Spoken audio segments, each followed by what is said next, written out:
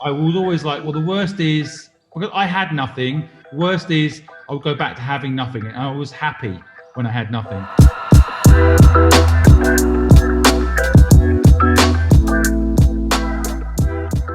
Okay, first of all, you will have to pardon my bad English. I will try to explain myself as proper as possible. You mentioned before uh, purpose. So if you do a business, do it with purpose. Don't have in mind the profit. How do you guys, or how does anyone actually? I'm sorry to frame it like this, but how do you start getting in the mindset of a business? Like, for example, um, I'm assuming Mr. Squibb, like you've been on TikTok, you've seen the hair trimmers publicity, the like the to buy the hair trimmers. I was thinking about that as well, but I can't get to the point where to actually look for sponsors. I found the product. I can make the web page, the landing page with Squarespace, for example. That won't be any problem. But the fear of actually failing petrifies me. How do you get in the mindset of, okay, well, I'm gonna do it. If it fails, it fails. Like I have people to support. I can't lose my 9 to 5. I would love to quit it, like we all would love to quit the 9 to 5.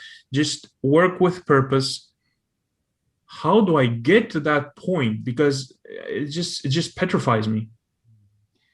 I think fear of failure is quite normal. I would only, I mean, it's very, first of all, I've got a 3.5-year-old, right? And I have to say, when he came along into my life, a lot of my priorities changed. But when I was building my career and didn't have a little boy to look after, I was always like, well, the worst is, because I had nothing, worst is I would go back to having nothing. And I was happy when I had nothing.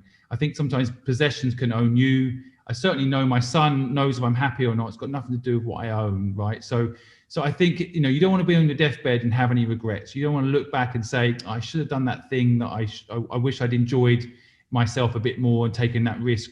You only regret in life what you don't do. And I think the good thing about having a job today is I never had that luxury. I could never get a job. But in a way, that was a benefit because I could never get a job. I had to make what I was working on work, right? And I think sometimes you don't realize you've got a leg up. You've got a bonus, which is if it doesn't work, you can go get a job. So maybe Hmm. really it's more about risk mitigation. It's a bit what Chris was saying earlier, which I think is brilliant, which is, know your risk appetite. Take 6 months' money, put it aside so you can take 6 months out of your 9 to 5. Try something, go do something different, and if it doesn't work, you will get a job. I know right now that sounds like maybe not, but I do think if you've got experience, it's actually quite easy still to find work right now. It's those that don't have experience that are finding it a little tougher.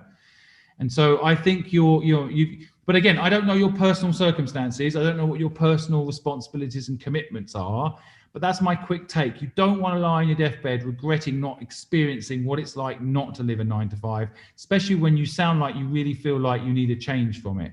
Anyone else want to add something to what I've said?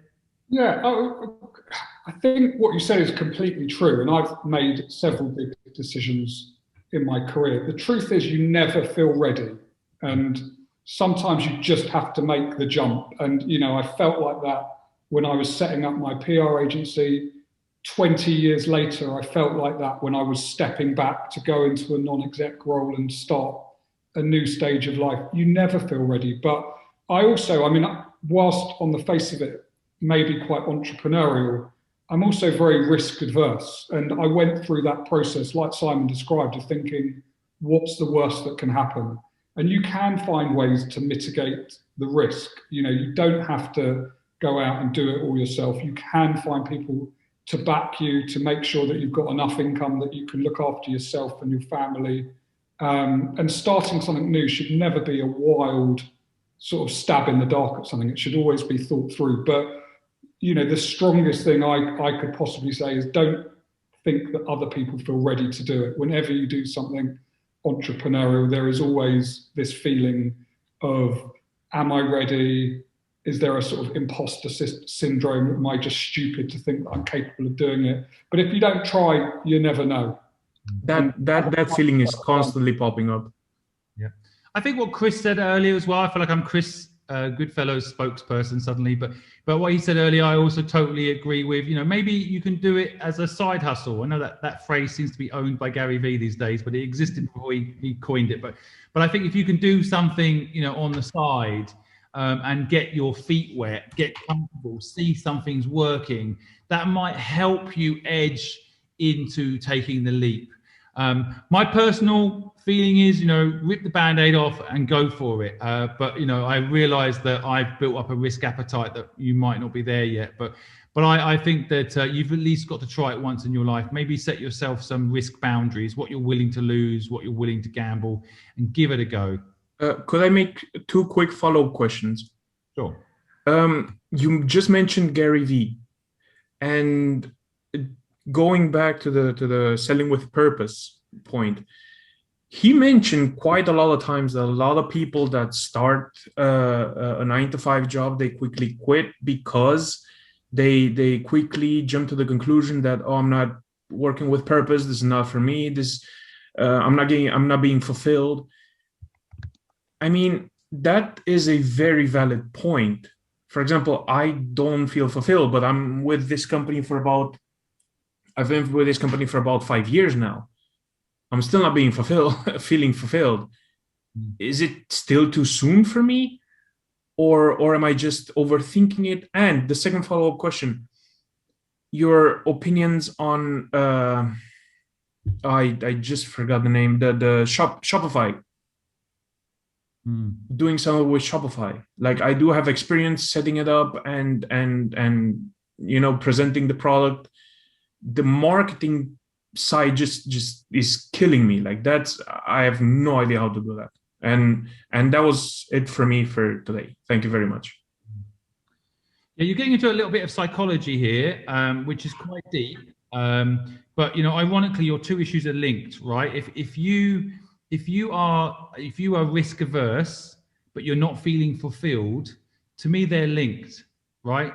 So, you know, you've got to learn to enjoy risk to start feeling fulfilled, right? So you've got to push yourself out of your comfort zone. I don't want to get too deep around this. I've studied psychology, so I can get quite deep.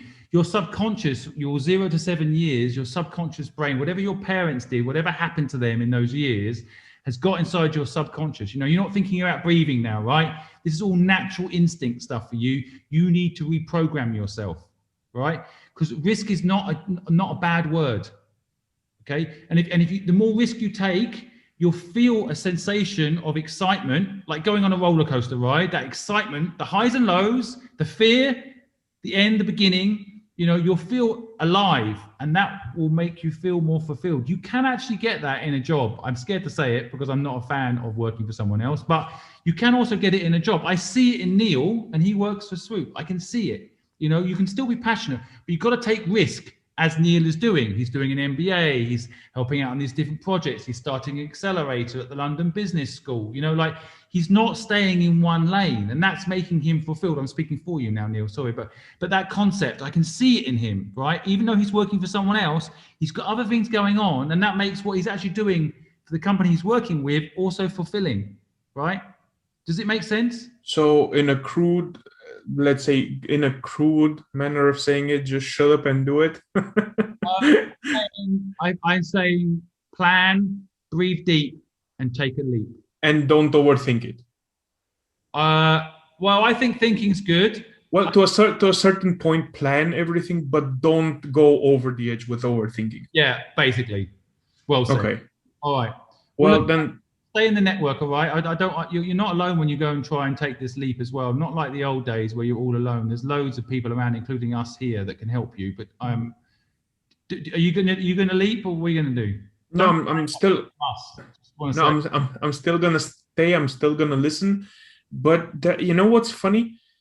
That's what I've been taught all my life. That if you're not working for a company that sells a product, then you're never gonna achieve fulfillment, you're never going to win money, you're going to be basically homeless. That's what my parents and basically society has been telling me all my life.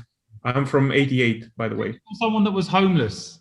I was homeless. So I can tell you that's not the reason you're homeless. You know, that's this infrastructure system you rely on to that fails. That's got absolutely nothing to do with chasing money. Chasing money, actually, I know a lot of people that go homeless because they chase money. Yeah. And then, but anyway, get deep into that subject. But yeah, look, I can see where you're at.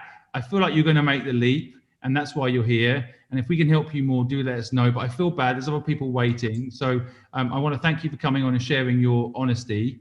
And we are here for you, so stay in touch, okay?